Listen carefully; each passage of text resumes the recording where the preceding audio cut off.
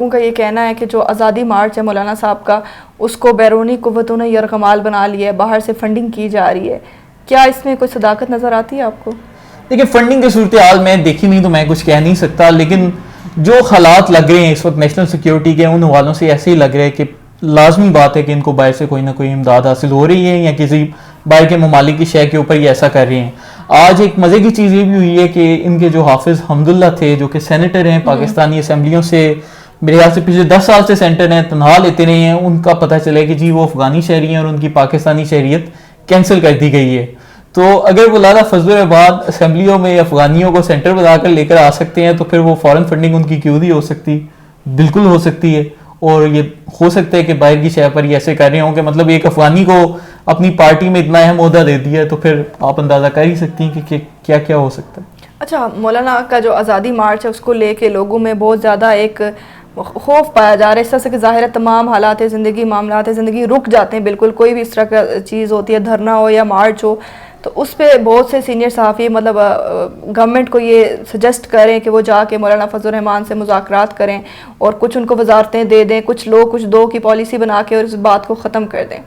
کیا ایسا کرنا ٹھیک ہے؟ دیکھیے، پھر اگر آپ نے یہ کرنا شروع کر دیا تو کل کو پھر میں بھی اسی طرح ہی کروں گا کہ میں جی سوشل میڈیا پر ایک ٹیم کھڑی کرنے لگا ہوں کہ جی ہم کوئی 20,000 لوگ اکٹھے ہو جاتے ہیں، ہم بھی اسلام آباد پہ دعویٰ بولتے ہیں، تو حکومت کو بولیں گے کہ مجھے وہ وزارت داخلہ کا قلمدان سنبھال دے تو میں پھر وزیر داخلہ بن جاؤں گا. پھر تو ملک میں یہی نظام چلے گا کہ ہر شخص اپنی ملشیا. دیکھیں، پھر اس پر تو یہ ہوگا کہ ہر انسان اپنی ایک پرائیویٹ آرمی کریٹ کرے گا اور حکومت کے اوپر دعویٰ بول دیا کرے گا. پھر میں بھی ایسا کرتا ہوں، میں سوشل میڈیا 20-30 ہزار بندے اکٹھے کرتا ہوں اور ان کو کہتا ہوں کہ یار اسلام آباد دعویٰ بولتے ہیں، میں خود وزیر بن جاؤں گا، آپ سب کو سرکاری ملازمتیں دے دوں گا. تو پھر تو پورے ملک میں یہ رواج چل جائے گا. تحریک انصاف نے جو دھرنا کیا تھا اس کو آپ اس والے دھرنے کے ساتھ کمپیئر نہیں کر سکتے کہ ہمارا جو دھرنا تھا اس میں مطالبہ شروع ہوا تھا 4 حلقوں کے ساتھ کہ حکومت 4 حلقے کھول دے. وزیر اعظم نے 4 مہینے پہلے بولا، یہ عمران خان صاحب نے، انہوں نے کہا نہیں. پھر انہوں نے دوبارہ بولا، انہوں نے جب سب راستے بند کر دیے تو پھر وہ دھرنے کی طرف آئے. اسی طرح جو ڈاکٹر طاہر القادری کا تھا وہ تھا کہ جی ماڈل ٹاؤن والوں کو انصاف دو، ایک مطالبہ تھا بنیادی. ادھر مطالبہ ہی کوئی نہیں. مجھے تو اب تک سمجھ ہی نہیں آیا کہ ان کا مطالبہ کیا ہے. کہ اگر تو حکومت دھاندلی زدہ ہے، اسمبلیاں دھاندلی زدہ ہیں، تو اپنے بیٹے کو کہیں استعفیٰ دیں، یا اپنی پارٹی کے باقی کارکنوں کو بولیں کہ استعفیٰ دیں، یا اپوزیشن آپ کی حمایت کرتی ہے ان کو بولیں اسمبلیوں سے استعفیٰ دیں. تو جب آپ نے استعفیٰ بھی نہیں دیا، آپ اسمبلی کا حصہ بھی ہیں، تو اس کا مطلب یہ ہے کہ آپ ان کا مینڈیٹ تسلیم کر رہے ہیں. لیکن آپ مینڈیٹ تسلیم کر رہے ہیں لیکن اس کے ساتھ کہہ رہے ہیں کہ جی وزیر اعظم استعفیٰ دے، اسمبلیاں جالی ہیں. تو کچھ سمجھ نہیں آ رہا. تو میں تو مطلب خود کو تحریک انصاف کا اسپوکس پرسن نہیں ایک عام آدمی سمجھتا ہوں. تو مجھے تو اب تک ان کے مارچ کا بالکل سر پاؤں نظر نہیں آیا. اچھا، کشمیر ایشو پہ اگر بات کی جائے تو وزیر اعظم عمران خان نے UN میں جا کے بہت ہی ایک دبنگ قسم کا خطاب کیا. پوری دنیا میں اس کو بہت زیادہ سراہا گیا، پاکستان میں بہت زیادہ سراہا گیا. لیکن اب دیکھا جائے عمران خان جب وہاں سے واپس آنے لگے، ان کے طیارے کے ساتھ جو بھی ہوا، یہ تمام چیزیں کیا ہم ریلیٹ کر سکتے ہیں کہ عالمی اسٹیبلشمنٹ کو اب وہ کھٹک رہے ہیں؟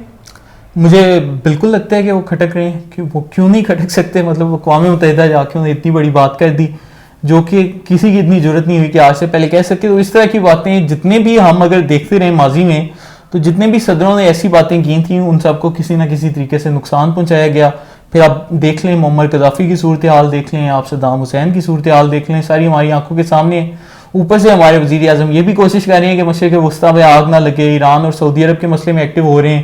جب وہ ایسے مسائل میں ایکٹیو ہوں گے، اسلامی امت کی وحدت کی بات کریں گے، تو لازمی بات ہے کہ دنیا کو یہ چیز کھٹکے گی. اور اس وقت اگر ہم دیکھیں تو دنیا میں 2 ہی لوگ اس وقت نشانے کے اوپر ہیں. ایک وہ ترکی کے صدر طیب اردگان ہیں اور دوسرے وزیر اعظم عمران خان ہیں. تو ان دونوں کا جو اس وقت صورتحال ہے وہ کافی مطلب مجھے لگتا ہے کہ عالمی طاقتیں بالکل ان کو نقصان پہنچانے کے پیچھے ہیں. اور ان کی جو طیارے والی بھی کہانی تھی وہ بہت ہی زیادہ ڈوبیس ہے، جو کہ اب تک سامنے نہیں آ سکی. بہت سے لوگوں نے اپنی طرف سے کہانیاں بھی پیش کی لیکن کوئی جو مصدقہ چیز ہے وہ مجھ تک نہیں پہنچی. لیکن مجھے ایسے ہی لگتا ہے کہ کچھ نہ کچھ تو لازمی ایسا ہوا ہوگا. سر، یہ جو مولانا فضل الرحمان کا آزادی مارچ ہونے جا رہا ہے، بہت سے لوگوں کا کہنا ہے کہ گورنمنٹ اس کو لے کے بہت ہی زیادہ خوف زدہ ہے. گورنمنٹ تو خوف زدہ نہیں. میرے خیال سے زیادہ جو انہیں مسئلہ ہے گورنمنٹ کو وہ اس وقت ہے سیکیورٹی تھریٹس کا. مولانا فضل الرحمان کو منسٹری آف انٹیریئر کی طرف سے 2 خط بھیجے جا چکے ہیں جس میں انہیں بتایا گیا ہے کہ یہاں پر دہشت گرد حملہ ہو سکتا ہے، آپ کے مارچ میں نقصان پہنچ سکتا ہے لوگوں کی جانوں کو. تو اب یہ بھی ہو سکتا ہے کہ فرض کیا یہ مارچ لے کر ادھر ڈی چوک کی جانب جاتے ہیں یا اسلام آباد میں پارلیمنٹ کے قریب جاتے ہیں تو اللہ نہ کرے ادھر کوئی ایسا واقعہ ہو جائے کہ دہشت گرد آ جائیں, کیونکہ اس وقت پاکستان کو جو بیرونی سازشیں ہیں ان کا ہی بہت شکار ہے, بھارت بھی ایک طرف ایک فرنٹ پہ ایکٹیو ہے. تو حکومت کی کوشش یہی ہے کہ ان کو کم از کم اسلام آباد کی حساس مقامات سے دور رکھا جائے. لیکن مجھے دوسری جانب یہ بھی لگتا ہے کہ ہماری حکومت تھوڑی سی زیادہ پرو ایکٹیو ہے. اب اس کی وجہ یہ بھی ہو سکتی ہے کہ ان کو ہو سکتا ہے ایجنسیز نے اطلاع دی ہو کہ مارچ کی آڑ میں بہت سے شر پسند عناصر ان میں گھس سکتے ہیں. میں یہاں پر آپ کو ایک بات بتاتا چلوں کہ جب تحریک لبیک کا مارچ ہوا تھا پچھلا, جس میں فیض آباد کو بند کیا گیا اور انہوں نے پھر کہا کہ ہم پورے ملک کو جیم کر دیں گے, اس مارچ میں جو شر پسندی والے عناصر تھے ان کا تعلق تحریک لبیک سے نہیں تھا. ان میں بہت سے عناصر لشکر جنگوی کے تھے, سپاہی صحابہ کے تھے, جو کہ تحریک لبیک والوں کے ساتھ شامل ہو گئے, ان کے ساتھ مل گئے اور ان جتھوں نے جا کر کبھی گاڑیوں کو تباہ کیا, کبھی بسوں کو تباہ کیا. تو بنیادی طور پر یہ ہوتا ہے کہ مارچ کے ذریعے آپ تو ایک پلیٹ فارم پرووائڈ کر رہے ہو, لیکن آپ گارنٹی نہیں لے سکتے کہ میرے ساتھ یہ جو 5 لاکھ لوگ آ رہے ہیں ان میں 10,000 لوگ کہیں تحریک طالبان پاکستان کے تو نہیں. کیا ان میں جو 10,000 لوگ آ رہے ہیں وہ کسی اور دہشت گرد جماعت سے تعلق نہیں رکھتے؟ تو وہ جو لوگ ہیں وہ لازمی بات ہے کہ شر پسندی پھیلا سکتے ہیں, اور اس میں پھر مارچ والوں کا بھی قصور نہیں ہوتا کہ تحریک لبیک کے علامہ آدم رضوی نے تو نہیں تھا بولا کہ تم لوگ بسیں توڑو, گاڑیاں توڑو, آگے لگاؤ, لیکن وہ لوگ پھر اپنا کام کر جاتے ہیں. تو ایسے لوگوں کی وجہ سے ریاست کو بنیادی طور پر سیکیورٹی تھریٹ ہوتا ہے, اسی لیے میرے خیال سے اتنے کنٹینر لے کر آئے ہیں. لیکن جو عام ادھر کے لوگ ہیں, کہ میں تو اکثر کریم میں سواری کرتا ہوں, تو وہ بیچارے کہہ رہے تھے کہ بھائی جان مہنگائی بہت زیادہ ہے, معاشی صورتحال ویسے ہی بگڑی ہوئی ہے, اب ہماری اگر سڑکیں بند ہوگی تو ہم لوگ کیسے. اچھا, یہ چیز ابھی جو کنٹینرز والی بات کی, اگلا سوال میں آپ سے اسی سے ریلیٹڈ کرنا چاہتی ہوں کہ ابھی تقریباً اسلام آباد کے کم سے کم 7-8 مقامات پہ کنٹینرز لا کے رکھ دیے گئے. تو گورنمنٹ کو اگر خطرہ نہیں ہے تو کنٹینرز اتنے پہلے لا کے رکھ دیے گئے. اور دوسرا یہ کہ اگر جب وہ آزادی مارچ کریں گے, گورنمنٹ اگر ان کو روکنے کی کوشش کرے گی کنٹینرز وغیرہ لگا کے, تو حالات تو اور زیادہ خراب ہوں گے. میں تو کنٹینر لگانے کی اگر آپ مجھ سے میری ذاتی رائے پوچھے تو اس کے ویسے ہی خلاف ہوں کہ میں تحریک انصاف کا کارکن ہوں. میں ان کے دھرنوں میں بھی جاتا تھا اور مجھے یاد ہے کہ ادھر کنٹینر لگا کے ہماری زندگی کو انہوں نے عذاب بنایا ہوا تھا, اور میں کہتا تھا کہ یار اتنے لوگ بھی نہیں, 5,000-6,000 بندے ہیں, ان کے لیے آپ نے پورا شہر جیم کیا ہوا ہے. تو ادھر بھی ادھر میں آپ کو ایک اور ویسے مزے کی بات بتاتا چلوں کہ ہمارے ہاں نا اکثر لوگ تماش بین زیادہ ہوتے ہیں. مطلب پنڈی اسلام آباد کی بات کریں تو سارے لوگ میری بات سمجھ جائیں گے کہ ہوتا یہ ہے کہ سڑک پر کوئی بندر بھی ناچ رہا ہوتا تو بالکل سب لوگ سارے لوگ رک کے دیکھتے ہیں, اکٹھے ہو جاتے ہیں کہ یار یہ ہو کیا رہا ہے. تو ایک تو اس طرح کے ویسے میں بھی تحریک انصاف میں ایسے ہی شامل ہوا تھا کہ میں ان کا مارچ دیکھنے جاتا تھا, پھر میں ریڈیکلائز ہو گیا, میں تحریک انصاف پہ چلا گیا. تو خیر میں بھی ان میں سے ایک ہوں, لیکن ہوگا یہ کہ ادھر مارچ میں جو لوگ آئیں گے وہ ہو سکتا ہے کہ 5,000 ہو, 10,000 ہو یا 1 لاکھ ہو, جو وہاں دیکھنے والی ہوگی وہ پھر 2.5-3 لاکھ آ جاتی ہے. تو زیادہ تر یہ کنٹینر لگانے کا مقصد یہی ہوتا ہے کہ یار یہ جو تماشی ہیں ان کو روکا جائے کہ یہ لوگ ادھر آ کر تماشا نہ دیکھ سکیں. اچھا سر, 2014 میں جب وزیر اعظم عمران خان نے دھرنا دیا تھا اس ٹائم سب سے زیادہ مخالفت اپوزیشن سے تو کی گئی تھی. ابھی جو اپوزیشن ہے اس ٹائم گورنمنٹ میں تھے, مولانا فضل الرحمان بھی ان سب کے ساتھ تھے اور کہہ رہے تھے کہ ایسا نہیں ہو سکتا کہ آپ 1-2 ہزار یا 5 ہزار یا تھوڑی سی تعداد میں لوگ لے آئیں اور آ کے دھرنا دے دیں تو گورنمنٹ استعفیٰ دے دے گی, وزیر اعظم اپنی کرسی چھوڑ دیں گے, ایسا ہو ہی نہیں سکتا. اب مولانا فضل الرحمان کا خود بھی یہی مطالبہ استعفے کا, تو کیا ان کو اس ٹائم اخلاقیات نہیں یاد آتی کہ پہلے جب وہ کسی اور کا دھرنا تھا تو کچھ اور بات کر رہے تھے, اب وہ خود دھرنا دینے جا رہے ہیں؟